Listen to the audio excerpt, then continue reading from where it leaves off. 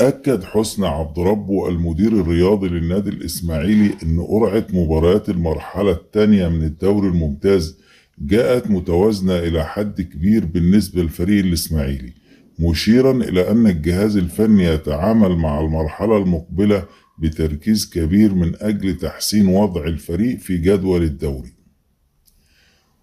وأوضح عبد ربه أن المواجهة الأولى للإسماعيلي في هذه المرحلة ستكون أمام حرس الحدود، مؤكدا أن المباراة ستحظى باستعدادات خاصة نظرا لأهميتها في بداية مشوار الدراويش وما تمثله من دفعة معنوية للفريق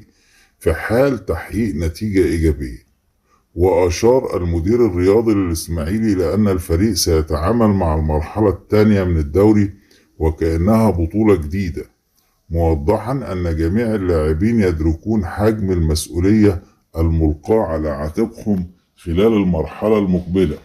خاصة في ظل رغبة النادي الإسماعيلي في تحسين النتائج والابتعاد عن مناطق الخطر. وأضاف حسني عبد ربه أن الجهاز الفني يعمل حاليا على تجهيز اللاعبين بدنيا وفنيا بأفضل شكل ممكن، إلى جانب الحالة المعنوية داخل الفريق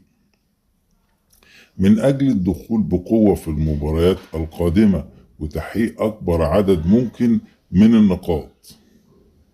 وشدد على أن الهدف الأساسي للنادي الإسماعيلي خلال ما تبقى من الموسم هو تأمين البقاء في الدوري الممتاز، مؤكدا أن الجميع داخل النادي سواء مجلس إدارة أو جهاز فني أو لاعبين يعملون بروح واحدة من أجل تحقيق هذا الهدف وإسعاد جماهير الدراويش التي تساند الفريق دايما في مختلف الظروف. وعقد حسني عبد ربه المدير الرياضي للنادي الإسماعيلي جلسة مع لاعبي الفريق خلال الفترة الحالية من أجل تحفيزهم قبل المرحلة المقبلة من منافسات الدوري. وحث حسني عبد ربه اللاعبين على أهمية المرحلة القادمة، مطالبا إياهم بضرورة نسيان ما حدث في الفترة الماضية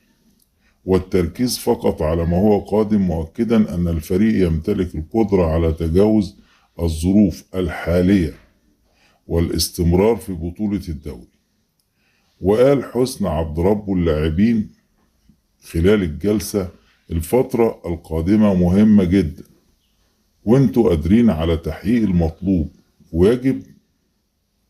أن يمتلك كل لاعب الإرادة والإيمان بقدرته